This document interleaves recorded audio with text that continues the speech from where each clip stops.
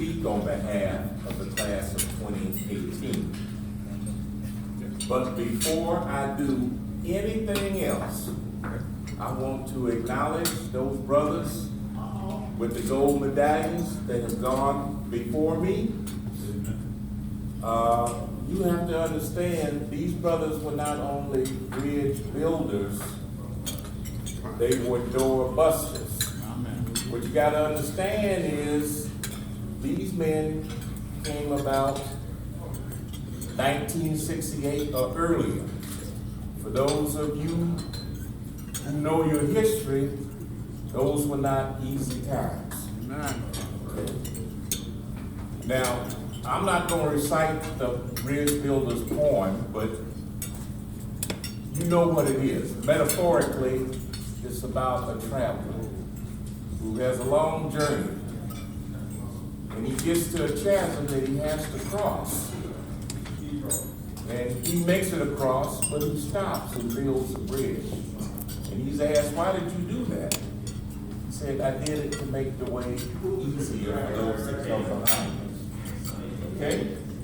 So I'm just going to try to be very brief. I'm going to talk to you about what being a bridge builder means to me, my journey, challenge those who are coming behind us, and a few secrets to, I think, getting to this status. First thing you're going to need if you come on this journey is a map or a compass. Now, if I had a PowerPoint presentation, which I don't, I would have one slide. Now, I want you to imagine the slide right here. This is one piece of paper, it's real simple. In the upper left-hand corner is the word manhood. Reading clockwise, scholarship, perseverance, and uplift in each corner. Now imagine in the center of that document the word service. Now you'll understand the relationship of the word service to the other words. That's your roadmap. I'm going to go back in time a little bit to 1968. That was the year of my origination into the fraternity. We're going back to Tennessee State University, mighty Rho Psi Chapel. In my mind's eye, I'm driving down Jefferson Street. I pass Fisk, I pass Manhattan. I get to Tennessee State. This is my home for 4 years. It is my sophomore year. And I have decided to take the journey. Now, I'm not a legacy, so I didn't know a whole lot about Greek organizations, but I did notice the men of Omega Psi Phi. And of course, as freshmen, everybody wants to be a Q. There was an interest group. Everybody was in the interest group.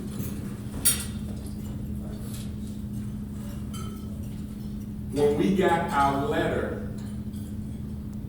to pledge, a lot of people who had expressed an interest didn't show up. But you gotta remember what's going on. It's 1968, Marvin Gaye, I heard it through the grapevine, was #1 on the billboards. I started the process at Tennessee State. The word process is politically correct. You don't have to be politically correct. Hell, I say it. Now we understand the truth statement. No. What did you do? After I crossed, nobody gave me a memo that said, Brother Logan, in 50 years, you'd be eligible to be a bridge builder. These are the things you need to do. These are the things you need to know. None of us got that. But isn't it interesting that intuitively we found our way? Along the way, some seeds were planted. After I came into the fraternity, that spring of the first year, the chapter had a community project, they all do. And I was told that we were doing this and I was gonna participate. Somebody thought it was a good idea, I don't know who, to invite the children from the local orphanage to spend a Saturday with the Qs at Tennessee State. But we were excited to do it. And we were young men, we didn't have a lot to give, but it dawned on us that we had more than those kids had. So we went out of our way to make sure that they enjoyed themselves. As I continued my journey at Tennessee State, I came across people who influenced me. Some of them were Omega men, some of them were not. One such individual was Colonel Hannibal Cox. I was a business major at Tennessee State. I was also in the ROTC program. Colonel Hannibal Cox was the commandant of the program. He was a former Tuskegee Airman. He flew combat missions in World War II. His charter was to prepare us to accept being commissioned. He knew it would not be easy. At that point in time, only 2% of commissioned officers in the Air Force were African American. During my junior year, they burned down the ROTC building. When I was commissioned in 1971, a lot of us said, you know what? You can just mail me my stuff. Colonel Cox's response was, you will march across that stage in your Class A uniform, and you will accept the commission of an officer in the United States Air Force, just like the hundreds of men that have gone before you. So we did that. Now, as I come back and look at my own life in present time, it occurs to me that Omega men, this is something you already know, but not average. It also occurs to me that mentoring and service is in our DNA. It's what we do. To whom much is given, much is expected. Okay. As we travel through life, all of us incur a debt. Whether we pay it or not is up to you. I'll briefly share my debt.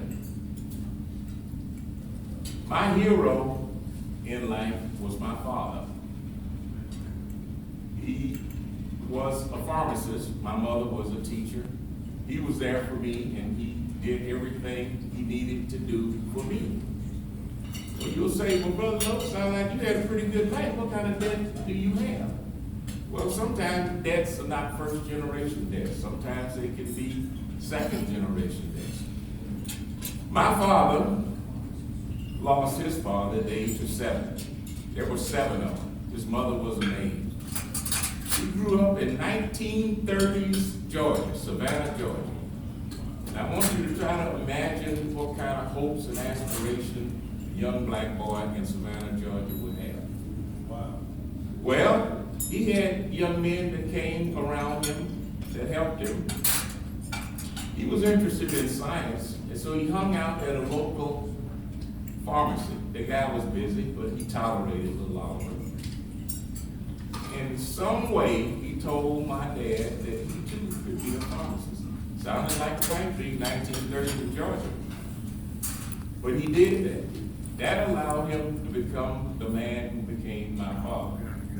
Were it not for those men that mentored my father, I don't know necessarily that I'd be standing here.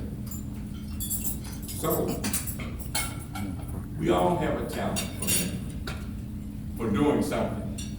Mine happens to be mentoring. I can't fix nothing. I can't sing. I can't dance. Mine is mentoring, and I've been doing it for 10 years because I discovered it's something that I'm good at. So whatever your talent is, do it. It might be mentoring, it might be something else.